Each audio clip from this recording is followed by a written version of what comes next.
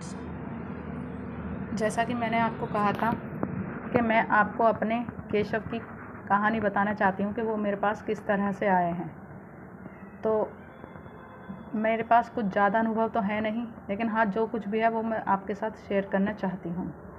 तो आइए मिलवाते हैं मैं अपने तीनों बच्चों से।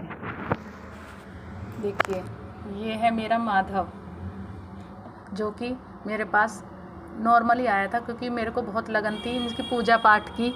तो मेरी मतलब एक आंटी हैं, मम्मी के समान हैं, उन्होंने बोला कि मैं आपको दे दूँगी, तब ये मेरे पास आए। और ये है मेरा केशव। तो ये केशव और ये राधा रानी मेरे पास किस तरह से आए हैं, आइए मैं आपको बताती हूँ। मेरा ये जो बेटा है ना, इसको कोई मंदिर में छोड़ के चला गया था। वो मंदिर मेरे मायके में था। तो मेरी भाभी की बेटी जो है, भतीजी मेरी, वो वहाँ पे पूजा करने जाती थी, मेरी मम्मी भी पूजा करने जाती थी। बाई चांस उस दिन बच्चे थोड़ा जल्दी चले गए, तो बच्चों को दिखे कि ये लड्डू गोपाल वहाँ पर किसी ने बैठाए हुए हैं, मतलब कोई छोड़ के चला गया है इनको, क्योंकि इनके पैर में चोट थी।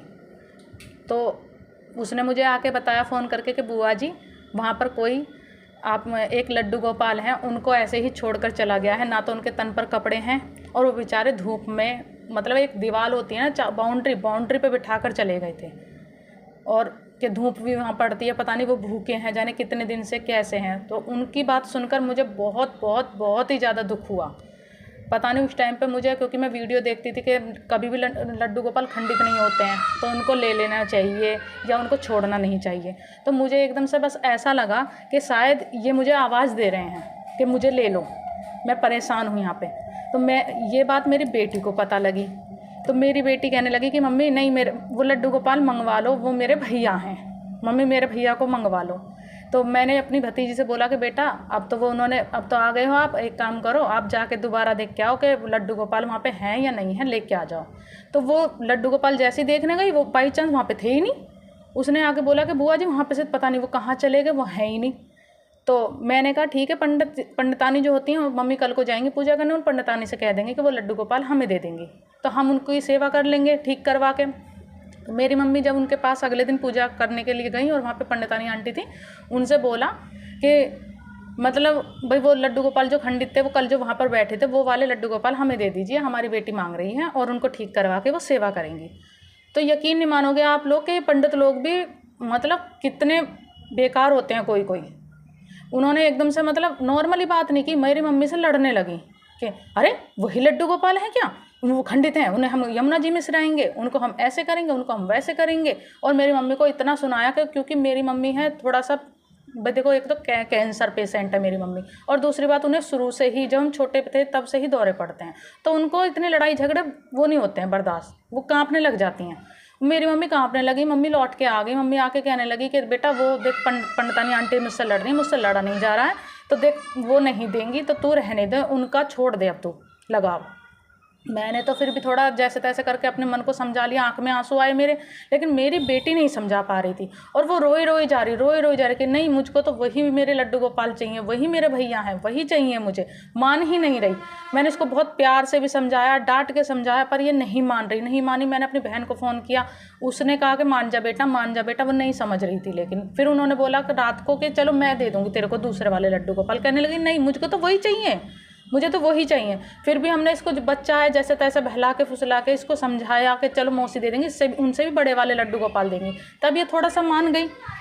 फिर कोई बात नहीं, रात को फिर भी इसको उनकी याद आई। मैं भी खाना बना रही तो मेरी आंखों में से आंसू आ रहे हैं कि मुझे ऐसा लग रहा है वो मैं रोटी बना रही हूँ यहाँ पे अपने माधव को भोग लगा रही हूँ, वो भूखा है बच्चा, वो मुझे कह रहा है कि माँ मैं भूखा हूँ। फिर कोई बात नहीं, मैंने जब भी अपना मन समझा कि मैं तो लेट गई, रोते रोते मेरी बेटी सो गई। तो आप यकीन नहीं मानोगे कि कहते हैं ना कि भगवान बच्चों की हमेशा सुनते हैं और उनकी आंखों में कभी आंसू नहीं देख सकते। और यकीन मानिए उन्होंने ना, पंडितानी आंटी ने वो सेफ में बंद कर दिया ये लड्डू गोपाल, ताला लगा दिया था। और लड़ने के बाद मम्मी के सामने मम्मी ने कहा उन्होंने तो सेफ में बंद कर दिया, बता मैं कैसे निकाल के लाऊं सेफ में से। कोई बात नहीं, फिर रात को जब ये रोती सो गई तो मेरा रात में मन में हुआ, मैंने कहा अरे मेरे कान्हा, जब तुम 7 तालों में बंद रह के जन्म लेके वहाँ से सीधा मथुरा से गोकुल पहुँच सकते हो, तो क्या तुम एक छोटी सी सेफ में से निकल के क्या मेरे पास तक नहीं आ सकते हो?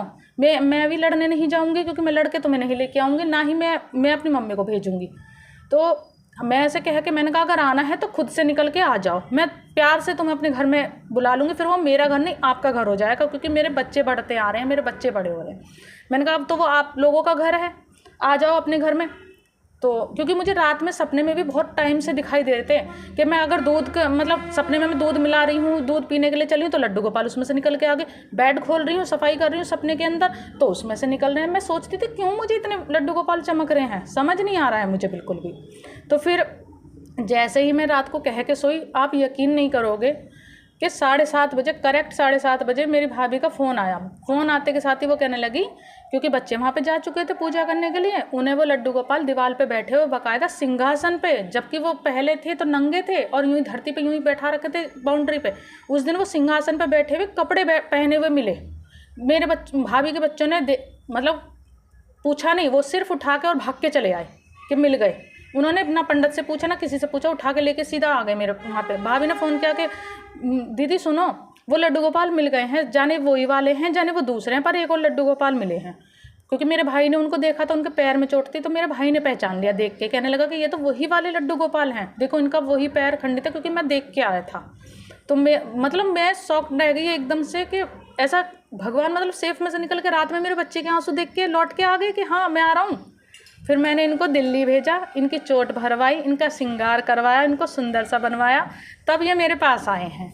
और तब ये आए तो मेरे को लगा कि वहाँ पे वो लोग स्टेटस लगाते हैं राधा रानी के, मेरे को लगा कि हाय मेरी भी राधा रानी होनी चाहिए, इनका जोड़ा होना चाहिए, मेरे घर भी भाई आएंगे राधा रानी तो ये घर नहीं महल बन जाएगा। आप यकीन नहीं मानोगे, फिर मेरे को वहाँ पे एक लाडो रानी पसंद आई, मैंने अपनी लाडो रानी मंगवाई। तभी मेरी भाभी कहने लगी कि भाभी कहने लगी दीदी आप मेरे लिए भी एक छोटी सी लाडो मंगवा दीजिए। तो गए थे ये मेरे अकेले और आए हैं मेरी लाडो को साथ लेके और एक मेरी भाभी की लाडो को साथ लेके। तो देखिए मेरा पूरा मेरे बच्चों का पूरा परिवार, ये देखिए तीनों बैठे हुए कितने प्यारे लगते हैं। और अब ये घर नहीं महल है, राधा रानी महल।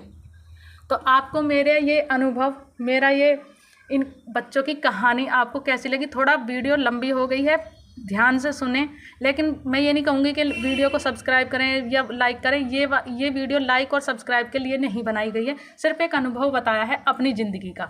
आपकी मर्ज़ी है। चैनल बाकी हैं, उसके अंदर और भी जो वीडियो है वो आपको पसंद आ रही हैं तो प्लीज़ सब्सक्राइब करें। और इनकी वजह से मेरा कान्हा, मेरा बेटा, मुझे पहले बेटी थी, इनकी वजह से मेरे को मेरा बेटा मिला है, मुझे इनके बाद ही मेरे को बेटा हुआ है। तो ये इनकी मेहरबानी से आज हमारा जीवन बहुत अच्छा चल रहा है। राधे राधे फ्रेंड्स।